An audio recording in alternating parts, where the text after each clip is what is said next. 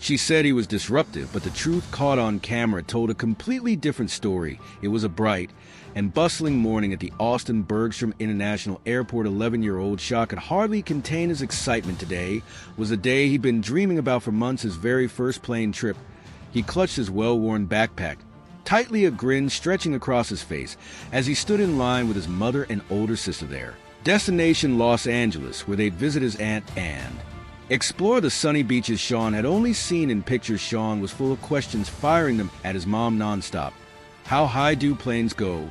Do we get to see the clouds? Do they feel soft up there? His mom chuckled, brushing an imaginary speck of dust off his neatly pressed blue polo shirt. You'll see soon enough, baby, it's all part of the adventure. At the security checkpoint, Shaw's enthusiasm caught the attention of nearby travelers. An older couple standing behind them smiled warmly as he excitedly examined the conveyor belt where their belongings disappeared into the scanner. His innocent joy was contagious, earning him kind words and laughter from strangers. Once through security, the trio found themselves at their gate. Sean pressed his face against the massive airport window, mesmerized by the plane's taxiing and taking off. It's so big, he whispered, staring wide-eyed at the aircraft. They'd soon be boarding. His sister nudged him, playfully teasing, "Don't worry, Sean, you'll get used to it after 100 flights." But Sean didn't want to get used to it, he wanted to savor every single moment. As the boarding announcement crackled over the speakers, Shaw practically bounced with excitement. "Group B, that's us," his mom said with a smile. They lined up, and as the gate agent scanned their tickets, Shaw proudly led the way down the jet bridge. Stepping onto the plane was like entering another world. For Shaw, he marveled at the rows of seats, the overhead bins, and the tiny windows. A flight attendant greeted them with a practiced smile as they shuffled down the aisle.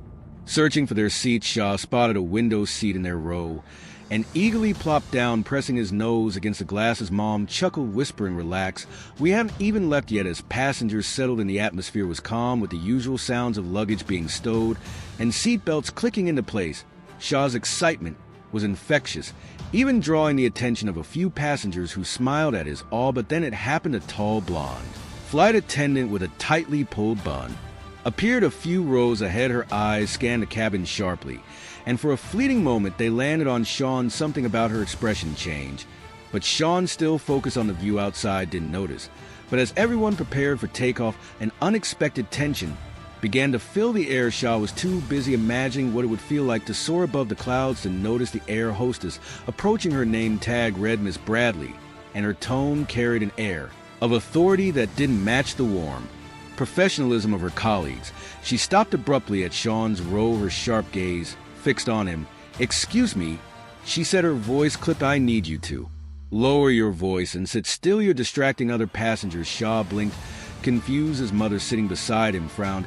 He wasn't being loud, she said, her voice calm but firm. "Hune, just excited. It's his first flight." Miss Bradley's eyes narrowed. "Regardless, he needs to keep it down. We have other passengers to think about." The exchange drew the attention of nearby travelers who looked up from their phones and magazines.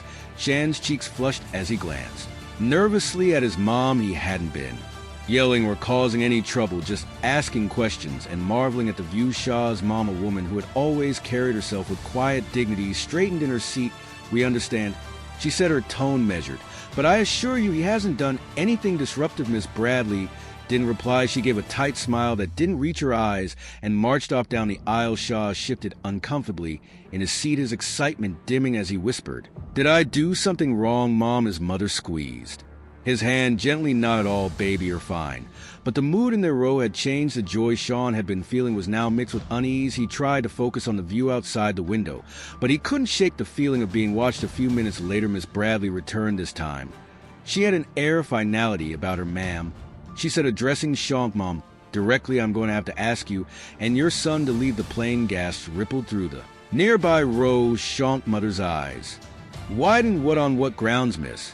Bradley folded her arms. "Your son is being disruptive and making other passengers uncomfortable. This is a safety issue." Sean's mother looked around, her voice rising slightly. "Hune's an 11-year-old child who hasn't done a thing wrong. Who exactly is uncomfortable?" No one spoke up.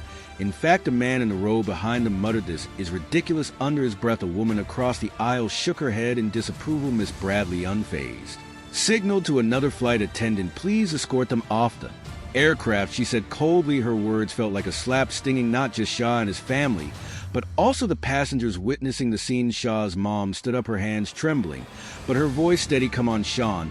Let's go." She glanced at her daughter, who had been silent, frozen in shock. "You two." As they gathered their belongings, Shaw's eyes welled with tears. He couldn't understand why this was happening. He hadn't yelled, he hadn't broken any rules, and yet he was being treated like a problem. His mother held his hand tightly, her own eyes glistening with unshed tears. As they walked down the aisle, heads turned and murmurs grew louder. Some passengers muttered words of support, while others pulled out their phones, discreetly recording the incident. Shaw felt every pair of eyes on him. As he stepped off the plane, his earlier excitement replaced by a deep sense of humiliation. But even as the plane door closed behind them, this wasn't the end of their story. It was only the beginning. The ride home from the airport was silent, except for the occasional sniffle from Shaw in the back seat. His mom kept glancing at him through the rearview mirror, her knuckles white. As she gripped the steering wheel, "You didn't do anything wrong," she said softly, though her voice carried an edge of anger. "None of this was your fault." Shaw nodded, weakly staring out the window. The excitement that had once bubbled inside him felt like a distant memory. His sister, sitting beside him, finally broke the silence. "We need to say something," she said. "People need to know what happened that night." Shaw's family sat in the living room, piecing together their thoughts. His mom wrote a detailed post on social media, recounting everything from the moment they boarded the plane to the humiliating walk off it.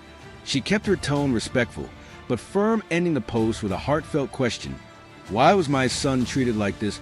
Why did no one step in to help?" Sean's sister added photos they'd taken at the airport, Shaw's beaming face before boarding and his tear-streaked cheeks afterward. Within hours, the post began gaining traction. Comment poured in, ranging from words of support to expressions of outrage.